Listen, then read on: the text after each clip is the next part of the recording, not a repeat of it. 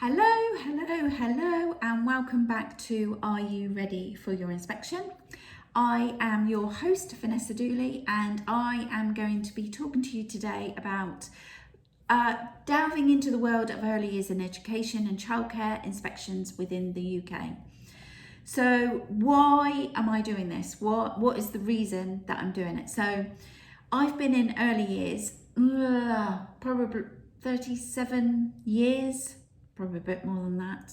And my role as early years consultant has literally given me such a deeper understanding of the challenges and triumphs and things that we should be celebrating when it comes to inspections. And the reason that I created this podcast was literally to help a few things, really. Is to demystify inspections, so that I know that inspections can cause be a source of anxiety and uncertainty to those in the early years sector. So I'm hoping that throughout this podcast, and I'm trying to think, because this must be the 104th episode that I've recorded, so that's over 2 years of podcasts every week. I think we only stopped for 2 weeks at Christmas. Excuse me. Throughout this podcast, I'm going to hopefully demystify the inspection process, providing guidance and insight. I'm going to give you some help with the experience that I've got in the field, and actually be able to help you not only meet but exceed inspection standards. I try and inject a little bit humour into the subject. Especially some of those subjects that can be quite serious, and actually I'm hoping this makes it a little bit more engaging or enjoyable for you, or if you're listening to this and go, oh my god, what on earth is she going on about, I'm really sorry. But also helping promote high quality education and childcare in an early years setting, and actually sharing best practices, common concerns, and hopefully empower you and give you a little bit of fire in your belly to actually nurture and create those amazing environments that we have for children. So one of the things that literally is some of the questions I get asked. So I've just put them I've tried to work it out and give myself some headings. So first one is, what exactly are inspectors looking for? And actually, you may be concerned that actually you're missing something important, but there is one thing that they're going to be looking for, is that you are adding really good, effective, strong impact for those children and staff within your setting. And majority, it is for those children. And Ofsted come out and they regulate us because they want to ensure that, one, we have a purpose and it's impactful. We're actually eligible to have funding for those children that we've got, and they give us a grade, and actually whether you like it or not, the grade does help us, okay? And it's really, really hard to get outstanding. So those of you that are listening to this and get an outstanding, well done, you've just got to maintain it. But to get a good at the moment in this present climate is still hard. So if you've just had an inspection, or you're listening to this and have got a good, really, really well done. If you are on an RI, a requires improvement or inadequate, give yourself 24 hours and literally think about, right, what are we going to be doing to actually make sure that we are making it better, and drawing a line in the sand and making it better, okay? So it's all about adding impact, and the impact that you're doing has a purposeful and an amazing impact for those children in your setting. One of the other things is, how do I handle negative impact? And this is many settings fear receiving negative feedback during inspections. And actually, when your inspector is asking those questions, they're not giving negative feedback. They just want to triangulate what they're seeing. So they've seen something and they want to get that evidence to back that up. So basically, if you're showing them evidence, if they've seen something that was negative and you're giving them evidence about you've seen it too, and you're putting that in place to actually rectify it, that's actually showing that you are on board and you have recognised what they're seeing, which is a really good thing. you need to be making sure you're reflective. And sometimes it's really hard receiving negative feedback during inspections. And believe you me, I've been there. And I remember when I was a group manager for several settings, is having that conversation with our inspector. And I remember thinking, I actually don't like what she's saying. And I'm very one for actually saying, I disagree with you. I don't understand where you're seeing that. You've not shown that to me throughout the day. And that's where inspectors should be giving you that feedback throughout the day, so you actually can demonstrate to them that you are recognising what they're seeing and you've already put things in place, okay?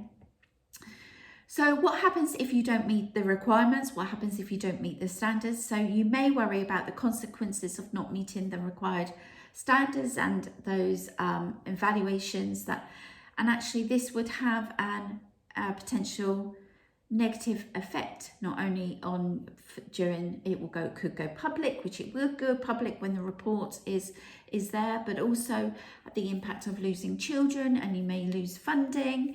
But you've got to literally draw a line in the sand and put an action plan in place, and that action plan needs to be ongoing, and it needs to be forever showing what you are doing.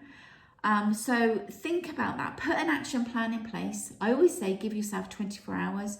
Put an action plan in place and actually make sure it is ongoing. So don't delete what you've written on the action plan, but date in and what you've done to improve it. So actually from that day of that inspection to the next inspection, it is your learning journey, your setting story. That's really, really important. How often will we be inspected, or will you be inspected? So obviously since COVID, it is now been that it's going to be every 6 years, but actually I'm now seeing it's going back to 4 years if you've had an outstanding or a good inspection. So be mindful of that. So those of you that are last inspected 2018 and 19, those are the ones that are going to be inspected now. So be prepared for it, and don't just do it because of inspections. Do it because you want to show what you're doing, and it's actually got an amazing impact on those children. So one other question, can you request a re-inspection? My feeling on this would be good luck with that. And I know that some settings might wonder if they have an option to request a re-inspection if they believe that they're unfairly assessed. It is very, very rarely that you will get a re-inspection, okay? Very rarely. Could get a re-inspection. I read that we got an email from Ofsted this week to say that you could be re-inspected if the inspector's has not found enough evidence, and it may be that you have a re-inspection on that. But your report will not be released on that. If your report is released, you will not get a re-inspection. So please be mindful of that. What about keeping up to date then with regulations? And this is really, really important. Ofsted have a newsletter that you can sign up to, that they send you daily updates of what's going on an email. Please read them. It's really important. Please don't rely on just social media for you to be getting that, but making sure that you have a clearer understanding of those regulations. Another question is, how do you deal with the stress of inspections? I wish I knew how to answer that, and if I could answer that, it's almost so I would be a millionaire, I'm going to say. So the stress and anxiety associated with inspections can be challenging, and settings may want strategies for managing this pressure. It's almost you want to literally give your staff and yourself confidence, and knowing that everything you are doing, you are able to showcase. And the thing, if you're listening to this as a manager or an owner, the best learning walk are the ones that actually give all the information. So when it comes to leadership and management, it is very rare that you get asked lots of questions because you showcase this in your learning walk. Another question is, can you challenge inspections outcomes? So if a setting disagrees with inspection outcomes, you may wonder whether you can challenge it. You can challenge it, you have every right to challenge it, but I can probably say it is very rare, probably 99% of those challenges are not accepted, and the inspector will carry on doing what they were doing, okay? What are some of the best practices from highly graded settings? Now, this is a really good question. So learning from successful settings can be valuable, but actually some of you may be maybe hesitant or don't want to ask that question, which is why I love our inspection hub. If you're listening to this, and I'll get Anthony to put it in the show notes, we have an inspection hub where we have about 32 people on there every month, where we talk about what's going on in our inspections and give best practice of some of those settings. Some of those settings have had inspections and still want to carry on, and that's amazing because they want to keep going and progress and reflective in their practice. So some of the best practices I would say is be really reflective, show the impact that you are doing, and making sure that you showcase and give reason about why you're doing it. So if you've got a group of children who are particularly boisterous, say the reason about why you're doing this. Say the reason why you are wanting to improve on what you're doing, and the recommendations of what you're doing, what training you've done, how that's impacted on it. All of those things are really, really important to showcase, and being reflective is one of those ones that is really good and have highly in those highly outstanding and high good settings. So I hope that helps to you. It is really essential for us to, in your early years settings, for you to seek answers to any of those questions. And throughout training, consulting, and those of you who know, if you email me or message me, I will answer them. Thank you to those of you who are on TikTok. My TikTok counter's just gone, and it's now at 17,286. So it means that some of you are watching and hopefully getting some impact of what we are doing. Also, reaching out to Ofsted directly. If you've got a question, no questions, silly question, it's not going to draw attention to it. But also read the statutory framework. The statutory framework is a really good toolkit to actually have and go and look at to make sure that you are being ready for your inspection. So I hope that helps. I hope that's literally helps you with your being ready for your inspections.